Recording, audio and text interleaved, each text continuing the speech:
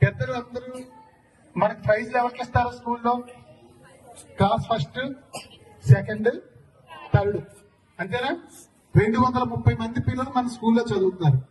నా కోరిక ఏంటంటే 230 మంది పిల్లలు ప్రైజ్ తీసుకోవాలి. తీసుకోవడం సాధ్యమేనా? అది నిజంగా చెప్పండి, సాధ్యమా అసాధ్యమా? సాధ్యమేనా? అయ్యో కాదు, సాధ్యం కాదు. ఎందుకు కాదంటే మనం క్లాస్ ఫస్ట్, సెకండ్, థర్డ్ ప్రైజ్లు ఇస్తున్నారు.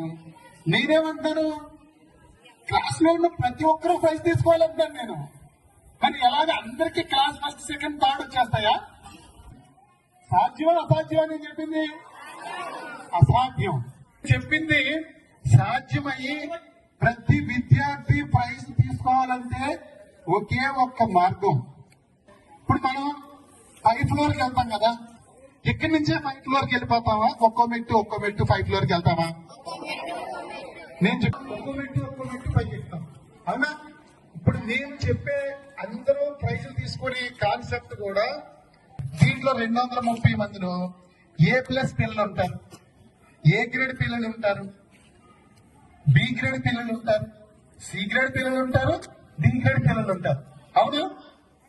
నేను మిమ్మల్ని రిక్వెస్ట్ చేసేది ఏంటంటే గ్రేడ్ నుంచి C గ్రేడ్కి వస్తే ప్రైజ్, C గ్రేడ్ నుంచి D గ్రేడ్కి వస్తే ప్రైజ్, D గ్రేడ్ నుంచి A గ్రేడ్కి వస్తే ప్రైజ్, A గ్రేడ్ నుంచి A+ వస్తే ప్రైజ్.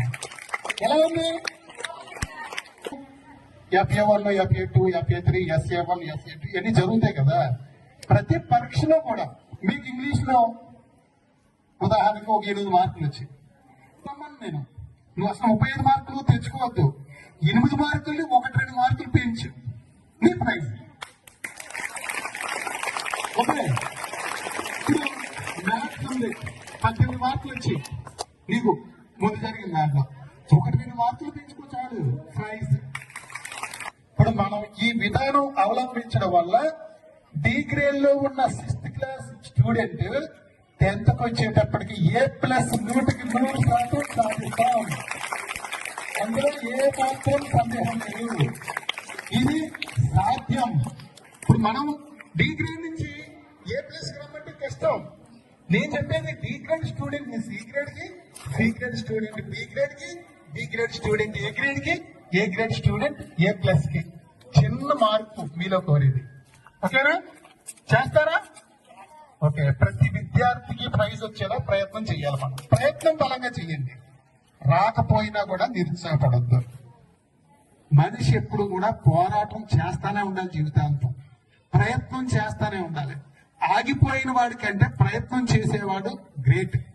అలా మిమ్మల్ని కోరేది, మీరు ఎప్పుడు కూడా ఆగిపోకూడదు, నిరుత్సాహపడకూడదు. తక్కువ మార్కులు రాని పర్లేదు, ఏం పర్లేదు, 1 మార్కు పెరగడానికే చూడాలి ఎప్పుడు కూడా. ఇప్పుడు చాలా ఈజీ అమ్మా, టీచర్స్ చెప్పేది శ్రద్ధగా వినడం, ఏ రోజుకి ఆ రోజు హోంవర్క్ చేసుకోవడం, రైటింగ్ మీద మనం దృష్టి పెట్టడం, బ్రహ్మాండంగా క్లాస్ ఫస్ట్ ప్రతి పిల్లలు కూడా.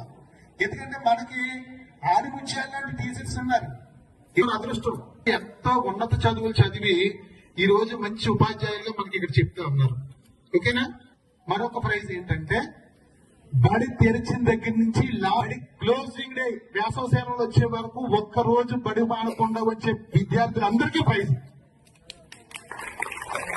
ఒక్కరోజు బడి మానేమంటే మనం 10 రోజులు వెనక పెడతాం, అవునా కాదా?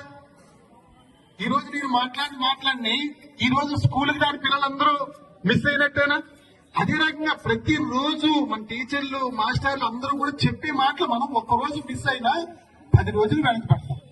చదువుకోవాలి కానీ అదే రకంగా ఆడుకోవాలి బాగా. ఆటలంటే ఇప్పుడు మేము డోర్ టు డోర్ తిరుగుతున్నాం, చాలా మంది పిల్లలు ఏం చేస్తారంటే గేమ్స్ సెల్లో పట్టుకుని ఇంకా విపరీతంగా గేమ్స్ ఆడడం, లేకపోతే ఏదో వీడియోస్ చూడడం, ఇవన్నీ చూస్తున్నాం. అది చూడకూడదు. మనం సెల్ ఫోన్ లో గేమ్స్ చూడడం, సెల్ ఫోన్ ఎక్కువ ఉపయోగించడం వల్ల ఏమొస్తుంది, మనకి తలనొప్పి వస్తుంది, కంటి ప్రాబ్లం వస్తుంది. మేము కోరేది ఏంటంటే శారీరకంగా చెమట పట్టేలాగా ఆడండి, ఎగరండి, గెంతండి, మీ ఇష్టం వచ్చినట్టు ఆడుకోండి. అందరూ చెమట పట్టేలాగా ఆడాలి గేమ్స్. ప్రతి ఇంట్లోనే కూడా తల్లిదండ్రుల్ని చైతన్యపరిస్తేనే స్వచ్ఛ భారత్ అవుతుంది, స్వచ్ఛ ఆంధ్రప్రదేశ్ అవుతుంది, స్వచ్ఛ గ్రామం అవుతుంది. బాధ్యత మీరే తీసుకోవాలి. స్వచ్ఛ విద్యార్థుల కింద మీరు తయారవ్వాలి. తడి చెత్త పొడి చెత్త విడదీసి పంచాయతీ కార్మికులకు ఇవ్వాలి.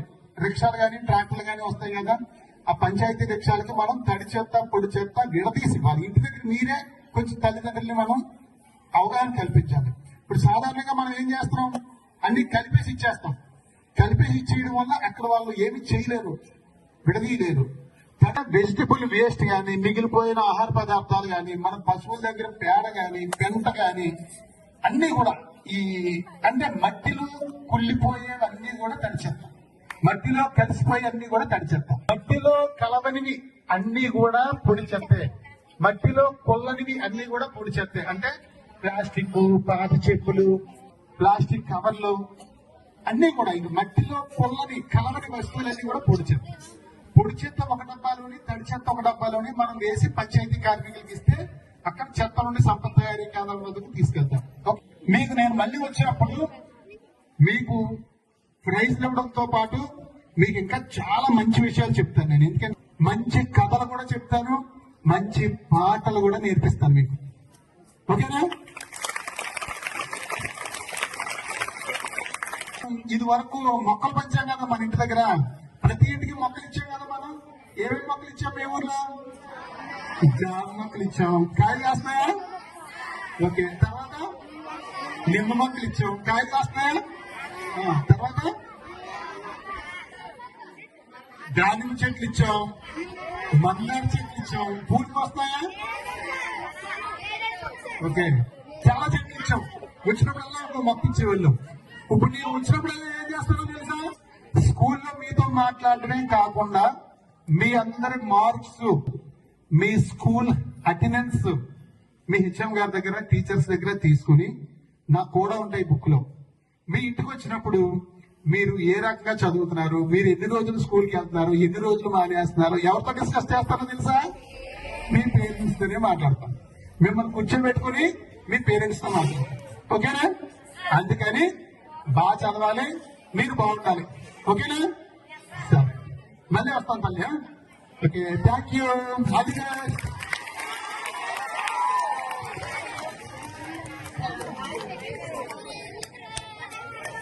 Thank you sir. మంచి మంచి విషయాలు పిల్లలకి చెప్పి వాళ్ళ మార్పు రావడానికి